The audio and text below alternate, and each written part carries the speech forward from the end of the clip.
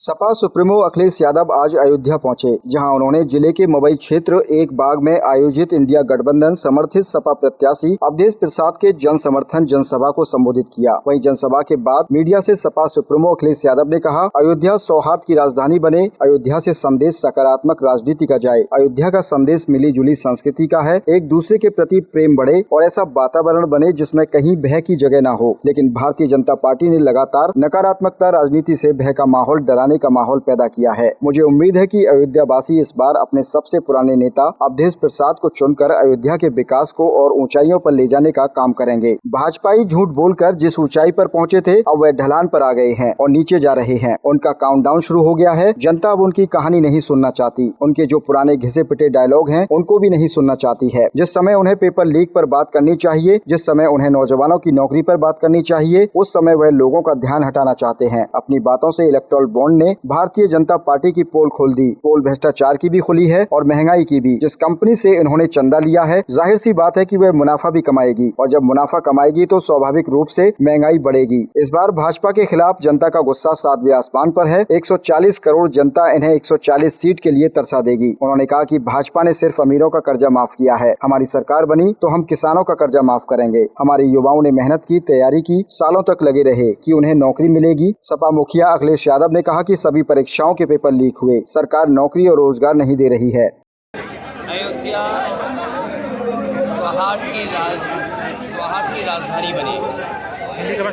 अयोध्या से संदेश सकारात्मक राजनीति का जाए। अयोध्या का संदेश मिली जुली संस्कृति का हो, एक दूसरे के प्रति प्रेम बढ़े और ऐसा वातावरण बने जिसमें कहीं भय की जगह न हो।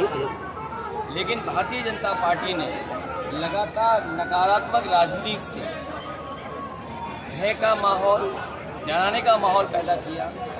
मुझे उम्मीद है अयोध्या के वासी इस बार अपने सबसे पुराने नेता आदरणीय अवधेश प्रसाद जी को चुन करके अयोध्या के विकास को और ऊंचाई तक ले जाने का काम करें।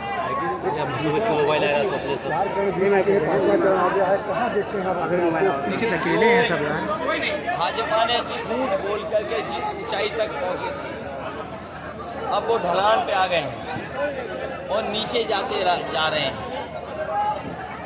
उनका काउंटडाउन शुरू हो गया है।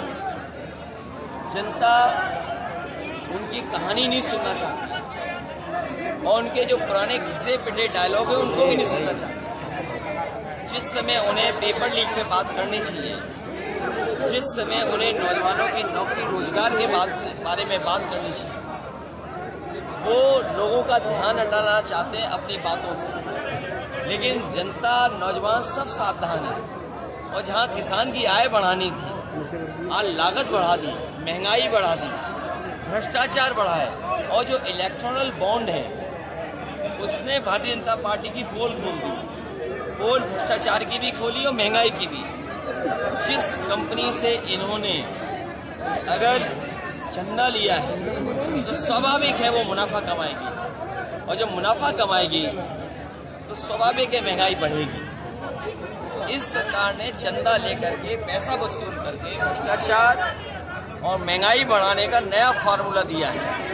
और साधारण देखिए, मोटरसाइकिल की कीमत क्या है आज से 10 साल पहले मोटरसाइकिल क्या थी, डीजल की कीमत क्या थी, और जो दवाई हम आप सब खाते हैं, पहले 500 mg में ही बुखार ठीक हो जाता है। अब बताओ 650 खाना पड़ रहा है mg, उसके बाद भी बुखार नहीं ठीक हो रहा है। और दवाइयाँ कितनी महंगी हो गई, इलाज नहीं दे पा रही सरकार। जो व्यवस्थाएं बनाई थी, मेडिकल कॉलेज का समाजवादियों ने दिया, मेडिकल कॉलेज की नींव में अगर कोई है तो समाजवादी लोग जो है, जिनसे बहुत सारे लोगों से मेरी बात हुई है, सबके मन पर एक चिंता है कि क्या इस बड़ी वो है आपको। देखिए, आप अगर गिनती में भी हैं, अगर आप गिनती में भी शामिल हैं तो हम समाजवादियों के लिए बड़ी बात है। और रेस में कौन होगा, ये चुनाव के बाद स्ट्रेटेजी का खुलासा होगा।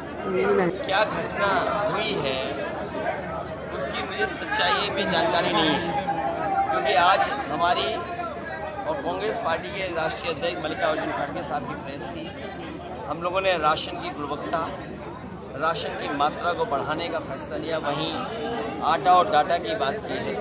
कल हमारी और अरविंद केजरीवाल जी की जॉइंट प्रेस कॉन्फ्रेंस है। मैं समझता हूँ वो बात सामने आ जाएगी कि सच्चाई क्या थी पीछे। महिला सुरक्षा की बात लगातार करते हैं। नहीं, महिला की सुरक्षा विषय है, लेकिन जो ये विषय एक ही पार्टी के बीच का है और एक ही पार्टी की सांसद है, एक ही पार्टी से वो संबंध रखती है, क्या कारण रहा होगा जिसकी वजह से ये बात सामने आई है, वो तभी जान सकते हैं जब हम जानकारी कर लें। अभी मैं उसमें टिप्पणी नहीं कर सकता हूँ, लेकिन महिला सुरक्षा में तो आंकड़े जो बताते हैं उत्तर प्रदेश सबसे पीछे खड़ा है।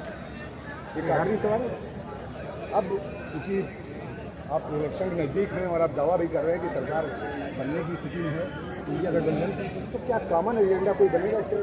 देखिए, हमारा विजन डॉक्यूमेंट है और अलग पार्टियों का हमारा विजन डॉक्यूमेंट है, कांग्रेस पार्टी का मैनिफेस्टो है, लेकिन बहुत सारे बिंदु इसमें कॉमन है। किसानों का कर्ज माफ होना, माताओं बहनों को लखपति बनाना, बच्चों को नौकरी देना, 30 लाख जो जगह खाली है उनको देना, जाति जनगणना कराना, सामाजिक न्याय की बात करना, जिनके साथ आरक्षण में भेदभाव उनको आरक्षण दिलवाना। मैं समझता हूँ हम सबका लार्जली जो घोषणा पत्र है वो एक सा है, और जब बहुत सारे घोषणा पत्र हैं तो जनता को तो वन ऑफ द बेस्ट चीज़ मिलेगी, क्योंकि बहुत सारे आइडियाज़ हैं। यहाँ ऐसा नहीं कि एक व्यक्ति की मनमर्जी से सब कुछ चल रहा हो, जो आत्मतुष्टिकरण के लिए कुछ भी फैसला ले सकते हैं। इसलिए जनता को सबसे बेस्ट जो चीज़ होगी, बेस्ट ऑफ बेस्ट मिलने जा रहा है, उसके लिए जनता मतदान कर रही है। और मैं आखिरी कहता हुआ कि लोग अपना अपना आकलन कर रहे हैं, लेकिन इस बार भारतीय जनता पार्टी के खिलाफ जनता का गुस्सा 7वें आसमान पे है। 140 करोड़ की जनता इन्हें 140 सीट के लिए भी तरसा देती है।